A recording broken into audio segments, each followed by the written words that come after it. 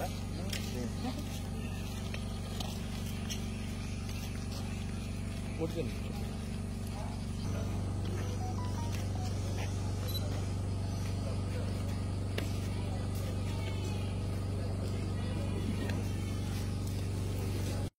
আমি আমগুৰি থানাত আহিছোঁ।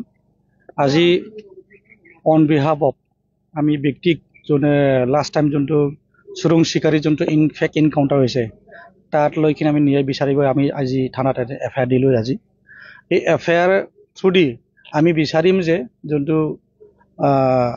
ই যে চোৰাং চিকাৰী হয় না নহয়, তাক যে ফেক এনকাউণ্টাৰ কিয় কৰিলে, তাই এজন আছিলে যে মানে জুডিচিয়েল কাষ্টডিত আছিল, ৰিমাণ্ডত আছিল, তাক মানে ফেক এনকাউণ্টাৰ কৰিছে। তাৰ কাৰণে আমি ন্যায় বিচাৰি কিনি আমি আজি এটা এফআইআৰ দিলোঁ আমগুৰি থানাত। বিগত সময়ত আমি জাষ্টিছটো বিচাৰিম এনেকুৱা যাতে ফিউচাৰত নহয়। তাৰমানে আপোনালোকে সন্দেহ কৰিছে যে যোৱা কেইদিনমান আগত যিটো চিকাৰী হ'ল মানে গুলি কৰা হ'ল বা এনকাউণ্টাৰ কৰা হ'ল, সেইটো মানে ফেক আছিল বুলি সেইজন চোৰাং চিকাৰী নহয় বুলি দাবী কৰিছে নেকি আপোনালোকে? চোৰাং চিকাৰী বুলি মানে এনেকুৱা কেছটো এনেকুৱা, যোনে চোৰাং চিকাৰী হয় না নহয়, সি মানে গৰু হত্যা কৰিছে নকৰিছে, এইটো এটা মানে আমাৰ এটা ন্যায় ব্যৱস্থা আছে, এটা কোৰ্ট আছে। Court will decide he is guilty or not. তো এতিয়া ডিপাৰ্টমেণ্টে যদি এনেকুৱা যদি ফেক এনকাউণ্টাৰ কৰে, কেপিটেল পানিছমেণ্ট দিয়ে, তো পাব্লিকো কৰিব পাৰিব। এনেকুৱা হ'লে পাব্লিকো কৰিব পাৰিব।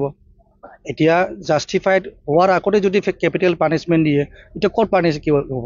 আকৌ জাষ্টিফাই হ'ব লাগিব ই হয় না নহয়, কিমান লোকে কথাটো সত্য, এইটো আমি এইটো জাষ্টিফাই কৰিব লাগিব। তেতিয়াৰ পাছত আমি ক'ব পাৰিম হয়তো he is a criminal or not. এতিয়া আমি জাষ্টিফাইড বিচাৰিছোঁ যে কেনেকৈ এটা ৰিমাণ্ডত থকা বা এটা কাষ্টডিত থকা মানুহ কেনেকৈ ফেক এনকাউণ্টাৰ কৰিলে। এইটো খালি আজিৰ কেছ নহয়, মানে এটাৰ পৰা এটা কেছ হৈ আছে। আগতো আমি এনেকুৱা বহুত কেছ পাইছোঁ য'ৰ মানে ফেক এনকাউণ্টাৰ কৰিছে। সেইকাৰণে এই সন্দেহত আমি আজি এগেইন আমি তাৰ কাৰণে আমি ন্যায় বিচাৰি কিনে আজি এফআইআৰ দিছোঁ। কি নাম আছিল যোনটো ব্যক্তিজনক ফেক যোনে আমাৰ নবেশ্বৰ উচুমাতাৰী, সি তাকে মানে ফেক এনকাউণ্টাৰ কৰা হৈছে।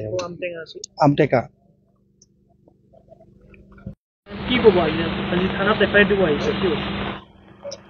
এইটো আজি নবেশ্বৰ বসুমতাৰীৰ পক্ষে এজাহাৰ দিবলৈ আহিছোঁ। এওঁক মানে চোৰাং চিকাৰী বুলি সন্দেহ কৰি ঘৰৰ পৰা ধৰি আনিছে আৰু ধৰি আনি পেলাই আজি কোৰ্টত হাজিৰ কৰাৰ পিছতো 3 দিনৰ জামিন লৈ অহাৰ পিছতো এই মানুহজনক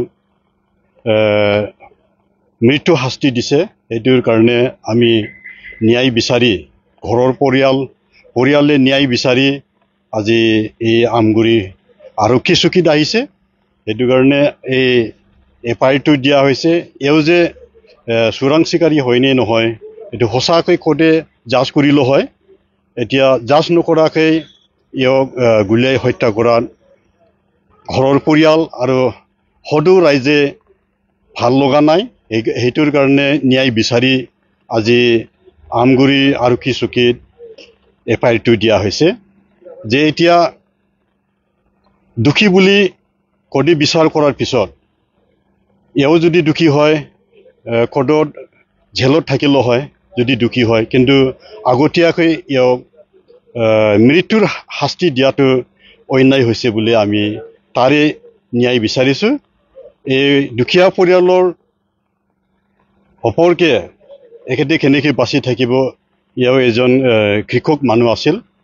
এতিয়া ন্যায় বিচাৰি ৰাইজৰ হৈ আৰু ঘৰৰ ৰহিলা নাৰ্জাৰীৰ হৈ এইটো আমগুৰি আৰক্ষী চকীত এজাহাৰটো দিয়া হ'ল। আমি আশা কৰিছোঁ যে ন্যায় পাব লাগে আৰু এওঁ যদি দোষী হ'লে জেলত থাকিব লাগিলে হয়, কোৰ্টে বিচাৰ কৰিলে হয়, তাৰপিছত জেলত ৰাখে না কি কৰে এইটো হ'ল হয়। কিন্তু আগতীয়াকৈ এওঁক মৃত্যুৰ শাস্তি দিয়াত আমি গোটেই ৰাইজে অসন্তুষ্ট। এইখিনি